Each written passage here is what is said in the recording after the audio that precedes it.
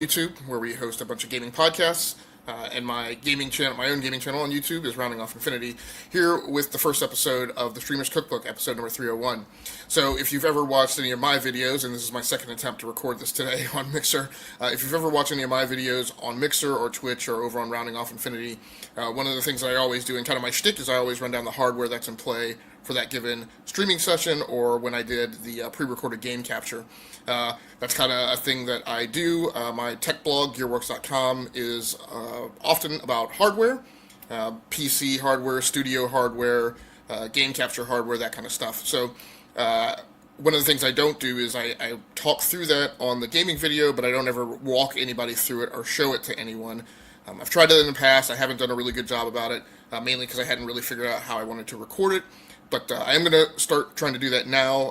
This is part of a shtick of me trying to get into more content creation using mobile platforms instead of kind of the big burly PCs and laptops. So, like I said, today is the first episode of the Streamer's Cookbook. We're actually going to be talking through a game capture setup, not a live stream setup, because I could see several other people on the web getting into this too. Probably 50% of the time that I do game recordings, they are pre-recorded. So this week I'm going to be getting into some, going into my backlog and playing some Dirt 3. So let's go ahead and get the camera flipped around and show you the setup that I will be using for that.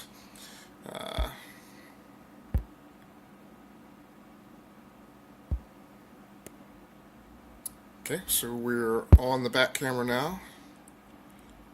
We should be good.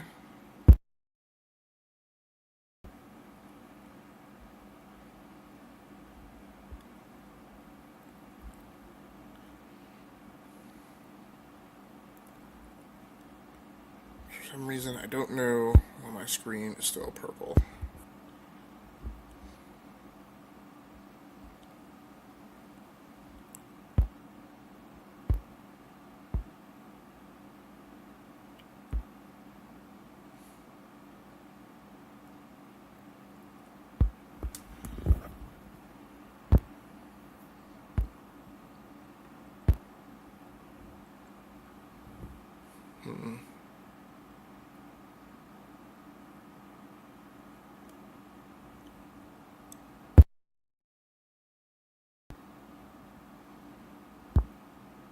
Okay, here we go.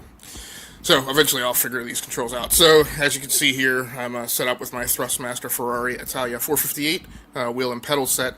But let's go ahead and over here and talk through the hardware. Now I don't have any studio lighting set up today, so it may be a little dark. So that may be one of the reasons this isn't that great. And I'll continue to play around with this format and work things out. So this week, what I'm going to be using to record is this video capture device. This is the Hauppage HD PVR rocket.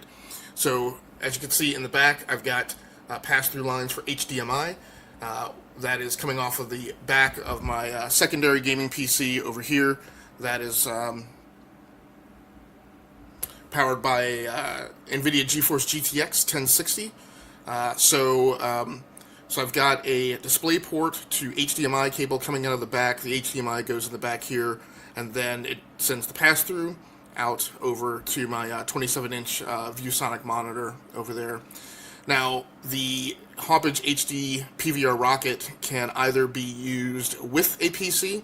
On the end, which you can't see it because it's around behind the PC, it has a, so it's got this USB-B to A cable, and at the end of the A cable there are two USB-A connections, one that is just for power and the other is for data. So I'm using it in a standalone mode today, and so I only have the power connection hooked up to the PC.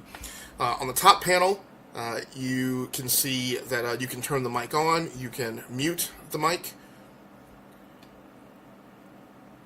It's got volume levels here. Now, you can lock the volume level here if you want, in which case the volume slider doesn't actually do any good. And then it has a dB boost here to increase it by 20 dB. On the front, it has a 3.5mm input microphone, and then the HD PVR Rocket records to an external storage source. So I have a 128 gigabyte SanDisk thumb drive plugged into it for that. I think it can also record to self-powered USB storage, like an external USB hard drive that has its own power supply. I think I've tried to hook it up to like a portable USB drive, and that does not work. There's not sufficient power coming out of the USB on the front panel. But one of the reasons I like this device is because it's a standalone device, but also because it can record to its own storage device. And again, doesn't have any dependency on a PC. One of the things that's really nice about its storage is it supports a lot of these standalone devices only support storage that is formatted in exFAT or FAT32, which will limit your file size to about 2 gigabytes. This supports storage formatted in NTFS, which is the same file storage system that your Windows-based PC uses. So there are basically no limits to your file size. Now, I'm not going to be using a webcam this week because, like I said, I'm going to be recording standalone, and I'm not going to do any post-processing.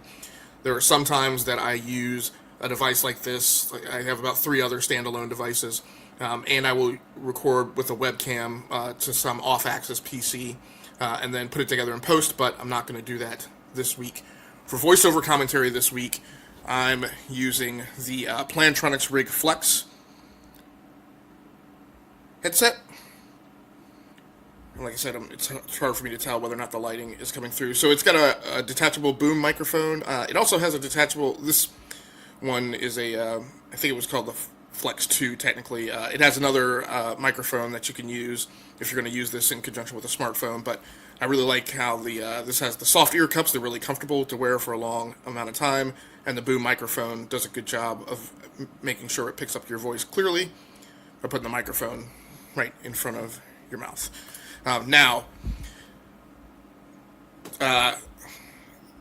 So this set of headphones, the end of the headphone connection, that boom microphone, is a monopole connection, which means it only has one 3.5 millimeter jack output. So when I'm wearing a headset, that lets me get my voice into the recording, but it doesn't allow me to hear the audio. Now, truth is, with a headset like this, I could just go ahead and let my audio come out over the air without necessarily trying to put it in my headphones. If I'm using an open air mic, like I'm using to record right now, this Re-Ri 3.5 millimeter connection condenser microphone, then I definitely don't want the in-game audio coming out over the air. But for whatever reason, I decided that I wanted to get the audio into my headphones today, so I use this, which is my Behringer Xenyx 302 USB hardware mixer. So this is a device that I primarily got to support podcasts, but it creates a heck of a lot of versatility when doing live streams or game captures. So what I'm doing with this today is, on the back of this ViewSonic 27-inch monitor, I have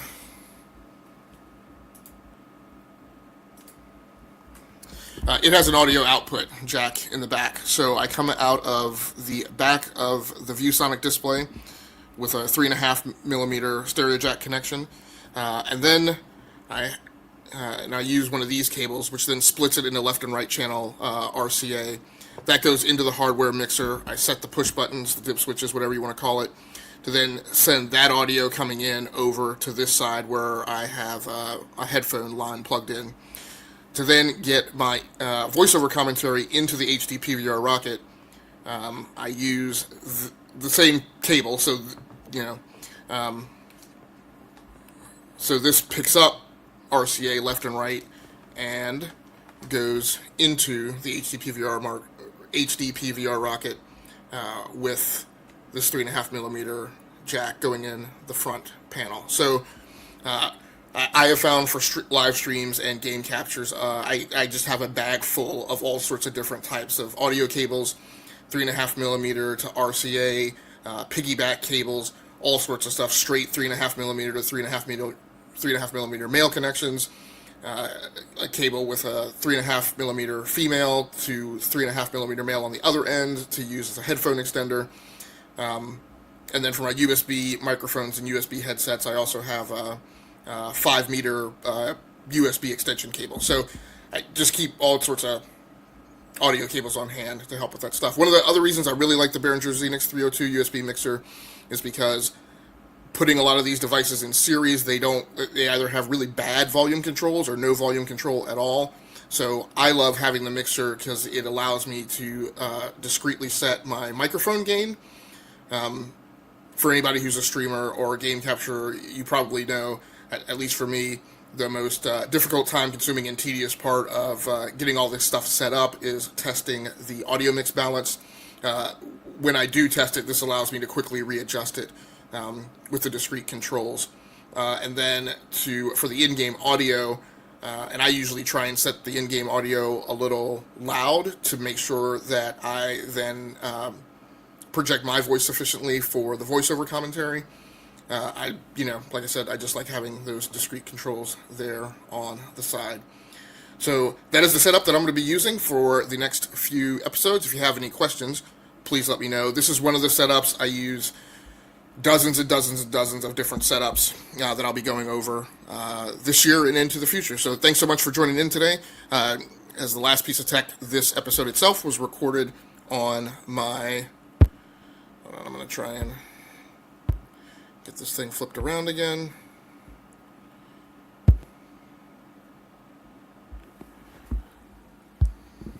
Alright, so last piece of tech for today. This episode itself was recorded on my Motorola Moto X4.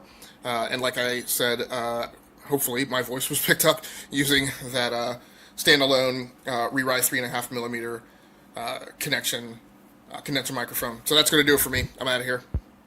Stay tuned for the live streams and video captures and other stuff, either here or over on my YouTube channel. Thanks a lot. You guys are always great. I'm out.